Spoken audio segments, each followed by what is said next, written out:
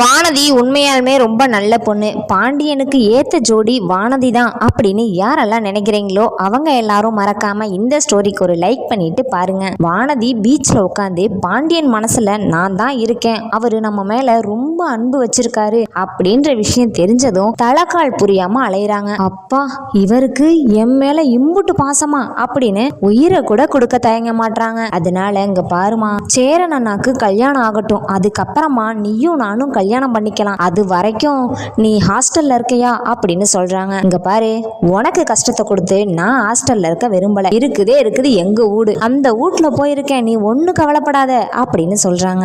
என்ன, உங்க வீட்டுல எல்லாம் அடிக்கிறாங்க கஷ்டப்படுத்துறாங்கன்னு சொல்லி தானே நீ எங்க வீட்டுக்கே வந்த, உன்னை பாதிலேயே அனுப்புறேன்னு என் மேல கோவப்படாத அப்படின்னு சொல்லும் போது, அட ஹீரோ, நீயே என்னோட ஹீரோ, உன் மேல போய் நான் கோவப்படுவேனா, நீ தான் எனக்கு ரொம்ப பிடிக்கும், நீனா எனக்கு உசுறு அப்படின்னு சொல்றாங்க. இதை கேட்டதுமேட்டு சரின்னு சொல்லிட்டு போய் போன் வாங்கி கொடுக்குறாங்க. போனை வாங்கி முடிச்சதுக்கு அப்புறம் வீட்டுல போய் விடுறாங்க. இங்க பாருங்க, எவனாச்சும் ஒருத்தன் வானதி மேல கைய வச்சிங்க, கேட்க ஆள் இல்லைன்னு மட்டும் நினைக்காதீங்க, அப்படியே துண்டு துண்டா நறுக்கி எடுத்துருவேன் அப்படின்னு சொன்னதுமேட்டு, இங்க பாரு, இந்த பயலுக்கு எம்புட்டு துமுறுன்னு துண்டு துண்டா நறுக்கி எடுக்கிறான் அப்படின்னு கோவப்படுறாங்க. அதை கேட்டதும் வானதிக்கு ரொம்ப கோவம். இங்க பாரு, நம்ம அம்மாவும் நம்ம அப்பாவும் நம்மள டச் கூட பண்ண முடியாது அப்படின்னு நினைச்சுக்கிட்டு இருக்கும் போதுதான் வானதி, அவங்க அண்ணன், அவங்க அம்மா எல்லாரும் சேர்ந்து வானதிய மறுபடியும் அடிக்கிறாங்க. வலி தாங்க முடியாத வானதி போலீஸ்க்கு கம்ப்ளைண்ட் பண்ணிடுறாங்க. மேடம், என்ன எங்க வீட்டுக்குள்ள பூட்டி வச்சு அடிக்கிறாங்க அப்படின்னு கம்ப்ளைண்ட் பண்ணதும் போலீஸ்ல இருந்து ஆள் வந்து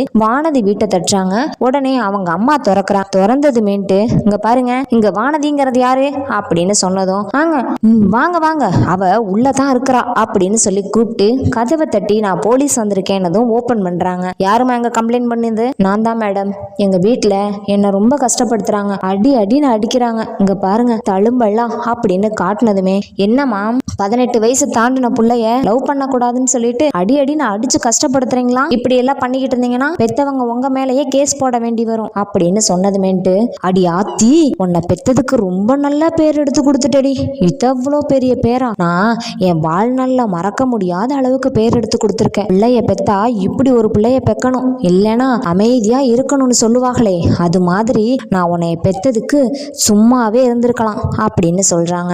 அதை கேட்டதுமேட்டு, இங்க பாருங்க, நீங்க சொல்றதெல்லாம் என்னால கேட்டுக்கிட்டு இருக்க முடியாது, அவங்கெல்லாம் எப்படி இருக்காக தெரியுமா, என்னை எதுக்காக அடிச்சிங்க, அதனாலதான் நான் போலீஸ்ல கம்ப்ளைண்ட் பண்ணேன் அப்படின்னதும், ஏண்டி இது ஓ ஊடாடி, வீட்டை விட்டு வெளியே போடி முதல்ல அப்படின்னு சொல்லி இங்க வானதி அவங்க அம்மா கத்துறத பார்த்த போலீஸ், இங்க பாருமா, இப்பதானே சொன்னேன் பிள்ளைய அடிக்க கூடாதுன்னு சொல்லி, தோளுக்கு மேல வளர்ந்த பிள்ளைய அடிச்சு துன்புறுத்தினா உங்க மேலதான் கேஸ் போடுவோம், என்ன சும்மா வாயில சொல்லிட்டு இருக்கேன்னு நினைக்கிறியா, உண்மையாமே கேஸ் போட்டேன்னு வச்சுக்க, ஜென்மத்துக்கும் நீயும் உன் புருஷனும் வெளியே வர முடியாது அப்படின்னு சொல்லிடுறாங்க. மேடம், என் பிள்ளைய பத்தி உங்களுக்கு தெரியல, அவ நல்லவனை லவ் பண்ணா கல்யாணம் பண்ணி கொடுத்துடலாம், பெத்து வளர்த்து கஷ்டப்பட்டு படிக்க வச்சு ஒரு ஆகாவளிய போய் லவ் பண்ணிக்கிட்டு இருக்கா, எப்படி மேடம், உங்க பிள்ளையா இருந்தா நாங்க இப்படி விட்டுருவோமா, உங்க பிள்ளையா இருந்தா இல்ல நீங்களும் தான் இப்படி விட்டுருவீங்களா, எங்க பிள்ளையா இருக்கமோ வந்து அப்படியே கம்ப்ளைண்ட் கொடுத்துட்டாலாம், கம்ப்ளைண்ட் அப்படின்னு சொல்றாங்க. இதை கேட்டதும், இங்க பாருமா, உன் புள்ளதான் இங்க போலீஸ் கம்ப்ளைண்ட் கொடுத்துச்சு, அதனால உன் புள்ளைக்கு நாங்க பாதுகாப்பு கொடுப்போம் அப்படின்றாங்க. மேடம், ரொம்ப தேவலை மேடம், தேவலை, எங்க புள்ள இந்த கஷ்டம் படுதே, எனக்கு நெஞ்சே கதறுது, என் பையனை பாரு, அந்த பையன்கிட்ட போய் அத்தனை அடி வாங்கிட்டு வந்திருக்கான், ஜல்லி குடும்பத்துல போய் இவ பொண்ணு கட்டணும்னு நினைக்கிறான், அதை நாங்க கட்டி வச்சிருவோமா அப்படின்னு சொல்லி வான் பண்ணிக்கிட்டே இருக்காங்க. அதுக்கப்புறமா இந்த போலீஸ் இந்த பொண்ணை இங்கேயே வச்சு பார்த்துக்கிட்டு இருக்க முடியாது அப்படின்னு சொல்லி வானதிய கையோட கூப்பிட்டுக்கிட்டு மாமா போலாம் அப்படின்னு கூட்டிட்டு போறாங்க.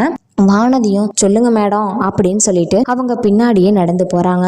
மேடம், எங்க வீட்டுல எனக்கு பாதுகாப்பே இல்லை மேடம் அப்படின்னு சொன்னதுமேட்டு, அதுக்கு சொல்லலாமா, இங்க இருக்க எல்லாருமே ஒண்ணு சொல்லியிருக்காங்க, உன் மேலதான் கம்ப்ளைண்ட் கொடுத்துருக்காங்க, அது சொன்னாலும் நீ கேட்க மாட்டே, அதான் என்ன பண்றதுன்னு தெரியாம யோசிச்சு கிடக்குறேன் அப்படின்னு சொல்றாங்க. இப்ப என்ன பண்ண போறோம் அப்படின்னு சொன்னதுமேட்டு, இன்னும் ஒரு விஷயம் செய்யட்டான், நீயும் இந்த பாண்டியும் கல்யாணம் பண்ணிக்கிறீங்களா, போலீஸ் ஸ்டேஷன்லயே வச்சு உங்களுக்கு கல்யாணத்தை பண்ணி விட்டுறோம் அப்படின்னு சொல்றாங்க. சொல்கிறாங்க. அப்போ உடனே வானதி இருந்துக்கிட்டு, அதெல்லாம் ஒன்றும் வேண்டாம் மேடம், அவர் சொல்லிட்டாரு அவங்க அண்ணனுக்கு கல்யாணம் ஆகாமல் நம்ம எப்படி பண்ணிக்கிறதுன்னு. ஏற்கனவே அவங்க அண்ணனுக்கு கல்யாணம் ஆகாமல் சின்ன அண்ணன் பண்ணவும் ஊரில் என்னென்னமோ பேசுகிறாங்களாம். அதே மாதிரி மறுபடியும் இன்னொரு தம்பி கல்யாணம் பண்ணிக்கிட்டா அப்போ பெரியவனுக்கு ஏதோ ஒரு குறை இருக்குதுல்ல நினைப்பாக. அதனால வேண்டாம், நான் தலையில் என்ன எழுதியிருக்கோ அதுபடியே நடந்துக்கிறேன். ஆனால் இந்த வீட்டில் இருக்கவங்க மட்டும் என்னை அடிக்காமல் இருந்தால் எனக்கு அதுவே போதும். நான் இந்த வீட்டிலையே கடைசி வரைக்கும் இருந்து குப்பை கொட்டிக்குவேன் மேடம் அப்படிங்கிறாங்க. இங்க பாருமா, நீ தைரியமா இருக்க, ஆனா உங்க வீட்டுல இருக்கவங்க உனக்கு உன்னை ரொம்ப கஷ்டப்படுத்துறாங்க. அதை என்னால தாங்கிக்க முடியல. அதனாலதான் சொன்னேன். நான் சொல்றது உனக்கு கஷ்டமா கூட தெரியலாம், இல்ல நீ என்னமோ பண்ணுமா, இதுக்கு மேலே சொல்ல எனக்கு வார்த்தை இல்லை. கல்யாணம் பண்ணிக்கன்னு சொல்றேன், அதையும் கேட்க மாட்டேன் அப்படின்னு சொன்னதுமேட்டு சரிங்க மேடம், நீங்க என்ன சொல்றீங்களோ அதையே கேட்டுக்கிறேன் அப்படின்னு சொல்றாங்க. உடனே பாண்டிக்கு கால் பண்ணி பாண்டியையும் வர சொல்லிடுறாங்க. பாண்டி, உனக்கும் எனக்கும் கல்யாணம் பண்ண சொல்கிறாங்க போலீஸ் மேடம், வரியா அப்படின்னு சொல்கிறாங்க. என்ன வானதி, என்ன பண்ணி வச்சுருக்க? உன்ட்ட நான் என்ன சொன்னேன்? சேரனுக்கு கல்யாணம் ஆனதுக்கப்புறம் நம்ம பண்ணிக்கலாம்னு சொன்னேன்ல, கேட்கவே மாட்டியா? நான் ஒன்றும் பண்ணலை, வீட்டுக்கு போனேன், மறுபடியும் அம்மாவும் அண்ணனும் போட்டு அடிச்சுக்கிட்டே இருந்தாங்க, அதான் கம்ப்ளைண்ட் பண்ணிட்டேன் அப்படின்னு சொன்னதுமேட்டு, நான் உன்னை அப்பயே என்ன சொன்னேன், ஹாஸ்டலில் போய் இரு, நம்ம அண்ணனுக்கு கல்யாணம் ஆனதுக்கப்புறம் நான் உன்னை கல்யாணம் பண்ணிக்கிறேன்னு சொன்னேன்ல, இப்போ திடுதுப்புன்னு இப்படி சொன்னேன்னா எப்படி வானதி அப்படிங்கிறாங்க. அதுக்கு நான் என்ன பண்ணட்டும் பாண்டி, அவங்க தான் இப்படி சொல்கிறாங்க அப்படின்னு சொல்லிட்டு, சரி உன்னால் வர முடியுமா முடியாதா அப்படிங்கிறாங்க. சரின்னு சொல்லிட்டு நிலாக்கிட்ட போய் சொன்னால், நிலாவும் நான் அப்பயே உன்னை திட்டலான்னு தான் இருந்தேன் பாண்டி, அந்த பொண்ணு அவங்க வீட்டில் அடிக்கிறாங்கன்னு சொல்லிச்சு, கூட்டிகிட்டு வந்த அந்த பொண்ணு ஒன்றை நம்பி வந்த பொண்ணு, நீ தானே பார்த்துக்கணும், அதை விட்டுட்டு வீட்டுக்கு அனுப்புனா என்ன பிரயோஜனம், அதான் இப்போ சொல்லிட்டாங்கல்ல வாங்க போகலாம் அப்படின்னு போலீஸ் ஸ்டேஷனுக்கு எல்லாருமா சேர்ந்து போகிறாங்க. போய் அங்கே பார்த்தா அங்கே போலீஸ் ஸ்டேஷனில் இருக்கிறவங்களேன்ட்டு அவங்களுக்கு என்னென்ன ஏற்பாடு பண்ணணுமோ எல்லா ஏற்பாடையும் பண்ணிடுறாங்க. போன உடனே பாண்டி நின்னதும் தாலியை வாங்கி கட்டுறது தான், மற்ற ஒரு வேலை கூட இல்லை.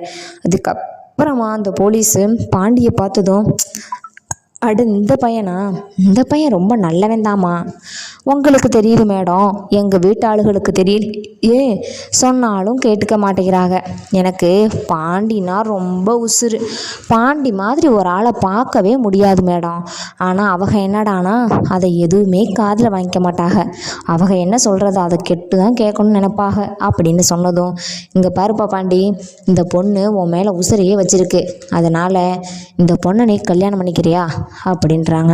சரிங்க மேடம் அப்படின்னு சொல்லிட்டு 2 பேருக்கும் கல்யாணம் இங்கே ஜாம்னு நடக்குது. அதை பார்த்துக்கிட்டு இருந்த நிலாவுக்கு ரொம்ப சந்தோஷம். பாண்டிக்கு போலீஸே பிடிச்சி கல்யாணம் பண்ணி வைக்குது. இங்கே பாருமா, இதுக்கு மேலேயும் உனக்கோ இல்லை இந்த பையனுக்கோ எந்த பிரச்சனையாக இருந்தாலும் நீ தாராளமாக கம்ப்ளைண்ட் பண்ணலாம், உங்கள் அப்பானையும் உங்கள் அண்ணனையும் தூக்கி நாங்கள் போலீஸ் இதில் வச்சுருவோம், நீ ஒன்றும் கவலைப்படாத சரியா அப்படிங்கிறாங்க. சரிங்க மேடம், நாங்கள் கிளம்புறோமா அப்படின்னு கேட்டுட்டு வானதி பாண்டி 2 பேருமேட்டு கிளம்புறாங்க.